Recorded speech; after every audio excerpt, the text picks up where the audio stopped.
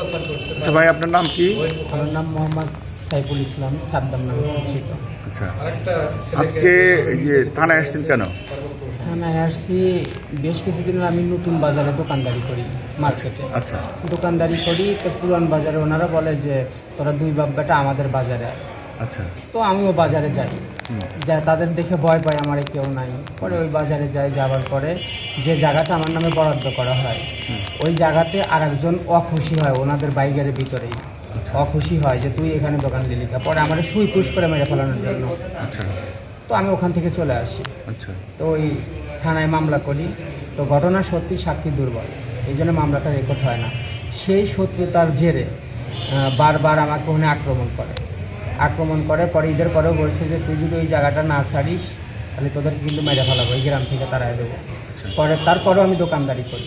আপনার আব্বা বললো যে আপনার কাছে বিভিন্ন সময় ওরা টাকা পয়সা দাবি করছে। হ্যাঁ, টাকা পয়সা আমি একটা অভিযোগও করি। 4 লাখ টাকা আমার কাছে চাইছিল যে 4 লাখ টাকা দে, চান্দা দে, না হলে পরে এই জায়গা তুই দোকানদারি করতে পারবি না। এই বিষয়ে আমি মামলা করি। পুলিশে আবার দোকানও বন্ধ করে দিছে যে 4 লাখ টাকা দিলে তুই দোকানে 38টা দোকান বন্ধ। আচ্ছা আচ্ছা। দিলে তুই খুলতে পারবি, নাহলে খুলতে পারবি না। তো তারপরে এখন কি ওই সবগুলো দোকানই বন্ধ আছে? না না, ওই দোকান পুলিশের হস্তক্ষেপে নির্বাচনের আগে খুলে দেয়। আচ্ছা। খুলে দেওয়ার পরে সেই শত্রুতার জেরে, ওই যে আমি 4 লাখ টাকার মামলা করছিলাম, সেই শত্রুতার জেরে গতকাল বলে যে তুই ঠিক করে বল যে তুই থাকবি এখানে না এখানে ছাড়বি। আমি বলি যে না, আমি এই জায়গায় থাকবো। পরে সকালবেলা 8টা বাজার আগে আমার বাড়িতে অতর্কিত ভাবে পরে 30 জন মানুষ। আমি কোনো মতো বাসার ছাদে উঠে ট্রাঙ্কির মধ্যে পলাই। আমার বাপ যখন বাড়ির পিছন দিয়ে বের হয়ে যায় তখন আর এক দিক দিয়ে মানুষ ঢুকছে, তখন আমার বাবা আর এক বাড়িতে গিয়ে পলানোর পরে একজন দেখায় দেয় যে ওই ঘরের ভিতরে পলাইছে। আমরা যারা জানতে পারছি যে আপনার আব্বাকে ওরা অপহরণ করে নিয়ে গেছিল, পরে আপনার আব্বাকে উদ্ধার করলো কিভাবে? কে উদ্ধার করা বলতে আমি ওখান থেকে পলানোর পরে আমার বাসার ছাদের টাঙ্কির মধ্যে আমি পলাই। ফোনটা আমার হাতেই ছিল। আমি সার্কেল অফিসারকে ফোন করি, 999-এ ফোন করি, এবং পুলিশের সহযোগিতায় পুলিশ এসে আমার বাবাকে উদ্ধার করে। পুলিশ উল্লাপাড়া থানার পুলিশ? হ্যাঁ, উল্লাপাড়া মডেল থানার পুলিশ আমার বাবাকে উদ্ধার করে আমার বাড়িতে উদ্ধার করে। এটা মানে টাইম কত টাইম? তখন 11টা বাজে, 11টা 11:30-11:30 মধ্যে আমার বাবা বাড়িতে আসে 11:30 নাগাদ। পুলিশ গিয়ে উদ্ধার করে? হ্যাঁ, পুলিশ গিয়ে উদ্ধার করে। কোন পুলিশের কোন এসআই ছিল সাথে? হ্যাঁ, এসআই ছিল সাথে। কে ছিল? এসআই সরোয়ার সাহেব। সরোয়ার সাহেব ছিল? হ্যাঁ। তো উনি কি উদ্ধার করে নিয়ে এসে আপনাদের বাড়িতে পৌঁছে দিয়ে গেছে? উদ্ধার করে আমার বাড়িতে পৌঁছায়া, এবং যে বাড়িতে ভাঙচুর করছে, আমার বাড়িঘর ভাঙচুর করছে, লুট করছে, প্রায় একবারই স্বর্ণরি লিসার 85,000 টাকা দিচ্ছে, নগদ 85,000 টাকা। এই টাকাগুলা এবং এই স্বর্ণ অলংকার কে কে নিছে? এগুলো নিচে হলো মনি। আমি তো উপরে বাসার ছাদের থেকে আমি উপরে উঠছি, আমি তো দেখছি যে কে কে বাড়িতে ঢুকছে।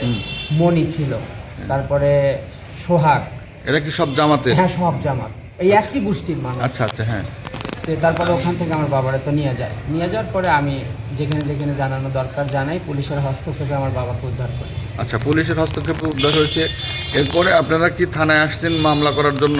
জি, আমরা থানায় আসছি মামলা করার জন্য। আচ্ছা, এখন থানা পুলিশ কি বলে? থানা পুলিশ এখন আমাদেরকে তো সেই 2টা-3টা থেকে আমরা বসে আছি। ওরা কি মামলা নিচ্ছে না? হ্যাঁ, মামলা নিচ্ছে বলতে অপেক্ষা করতে বলতেছে, কারোর কোনো রেসপন্স পাচ্ছি না। মানে গড়িমসি করতেছে? হ্যাঁ হ্যাঁ হ্যাঁ, আমরা তো আসছি 3টার দিকে, এখন তো 9টা বাজে, আমরা কারোর কোনো রেসপন্স নেই। আমরা তো বসে আছি, তো বসেই আছি। আচ্ছা আচ্ছা, এখন আপনারা নিরুপায়? আমরা নিরুপায় বসে আছি গোল টেবিলে। প্রশাসন ব্যবস্থা নিচ্ছে না? না, প্রশাসন কোনো ব্যবস্থা নিচ্ছে না। ঠিক আছে, ধন্যবাদ। হ্যাঁ মুরব্বী, আপনার নাম কি? আয়ুব আলী। আপনার বাসা কোথায়? নলসন্ধ্যা। আজকে থানায় কেন আসছেন? থানায় আসছি, আমি ওই নতুন বাজারে দোকানদারি করি, আমার কাছে টাকা পয়সা চাই, যে টাকা পয়সা দেই না, আমার পর খুব আক্রমণ। আমি সকালে বাড়িতে ছিলাম, লাঠি সরকার নিয়ে আমার বাড়িতে আক্রমণ করছে। আক্রমণ করে আলে আমি আর এক বাড়িতে পলাছি, এক ঘরের ভিতরে। এই ঘর একবারে ভেঙেছিল, আমার ধরে এলে মাটি পুরাতন হাট খোলা দিয়ে গেছে। লিয়া যা বসা থিয়া করে সালা 4 লাখ টাকা দিবি, টাকা তো ছেড়ে দেবো। হ্যাঁ, আন্ডা তোর বেটাকে জমা দিয়ে থিয়ে যা। আচ্ছা। হ্যাঁ, তোর বেটা ফোন দে, তোর বেটা আসুক। আর যে মার্কেটে তুই পেঁচা কেনা করিস, দোকানদারি করিস, অগারে লিয়ে আয়, অগারে আসপেল্লা কত লিয়ে যায়। এর মেলা হামকি দুমকি করে, কত টাকা পয়সাও চায় যে কিছু এগারে দিয়ে দেও তোমাকে কিন্তু ভাই করে দেবো না, অমুক দিয়ে চলে যাও না, কিন্তু আমি টাকা পয়সাও দিই না, ওটা স্বীকার হই। আপনাকে যে ধরে নিয়ে গেল এরা কারা? এরা কোন ধরে নিয়ে রাজনৈতিক গেল দল? হইলো জামাতের লোক। জামাতের লোক। জামাত যে কটা লোক আছে সবাই জামাতের লোক, সবাই জামাতের লোক। সবাই জামাত। এদেরকে চেনেন আপনি? হ্যাঁ, সবাইকে চিনি। এরা কারা? এদের নাম কি? এরা নরসন্ধ্যায় বাড়ি ওই পূর্ব পাড়ার, ওই হাটখোলা পাড়ার পাড়া। নাম সাদ আছে একজনের নাম, জমির আছে, আমিরুল আছে, এই রাজিবুল আছে, মালেক আছে, আলামিন আছে। এরাই হলো সবচেয়ে সব শক্তিশালী। আচ্ছা। হ্যাঁ, এরাই আমাকে মানে যে কয় টাকা 4 লাখ টাকা দিয়ে তুলে আনতে যা, আচ্ছা। সব ধরে নিয়ে যা, এটা বলে। আমি টাকা দেই নেই। পরে প্রশাসন যায় হালি করে, প্রশাসন আমার ওখানে বসা দেয়া আমাকে বলে যে দাঁড়াও।